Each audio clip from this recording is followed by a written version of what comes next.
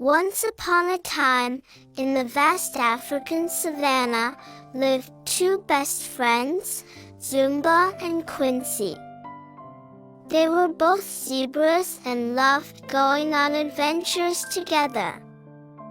One sunny day, as they were out exploring, they stumbled upon a story about a magical golden apple. The story said that the apple was hidden deep in the forest, guarded by fierce animals, and protected by dangerous traps. The apple was said to have magical powers that could bring happiness and joy to anyone who found it. As soon as Zumba and Quincy heard about the golden apple, they knew that they had to find it. They had never gone on such a dangerous quest before, but they were determined to succeed. They set out on their journey, their hearts full of hope and excitement. The forest was dense and dark, and Zumba and Quincy had to use all their wits to avoid the traps that were scattered throughout the forest. They encountered many obstacles, but they never gave up. They jumped over logs, climbed trees, and crawled under bushes to get closer to their goal. As they got deeper into the forest, they came across a clearing. In the center of the clearing stood a huge tree. The tree was unlike anything they had ever seen before. It was made entirely of gold. The tree was so beautiful that Zumba and Quincy couldn't take their eyes off it. They knew that the golden apple must be somewhere around here. Suddenly, they heard a loud noise. They turned around to see a group of monkeys. The monkeys were angry that Zumba and Quincy had come into their territory.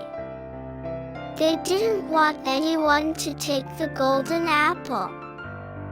The monkeys started throwing bananas at Zumba and Quincy, trying to scare them off. But Zumba and Quincy didn't give up. They knew that they had to find the golden apple, no matter what. They used their quick reflexes to dodge the bananas and charged forward, determined to find the treasure. The monkeys weren't the only animals that wanted to keep Zumba and Quincy away from the golden apple.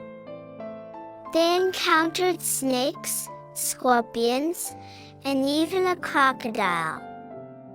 But they used their cleverness and teamwork to overcome each obstacle. Finally, after many trials and tribulations, Zumba and Quincy found the golden apple. It was hidden behind a waterfall, deep in a cave. The apple was even more beautiful than they had imagined. It glowed with a warm golden light, and it felt like it was pulsing with energy. Zumba and Quincy carefully picked up the golden apple and started making their way back through the forest. They knew that the journey back would be just as dangerous as the journey there, but they were ready. They had each other, and they had the golden apple, and that was all they needed. As they walked, they talked about what they would do with the golden apple. They talked about how they could use their powers to help their friends and family, and how they could share their magic with everyone in the savannah. Finally, they emerged from the forest, triumphant. They held up the golden apple, and everyone who saw it gasped in awe. The apple truly was a treasure beyond compare.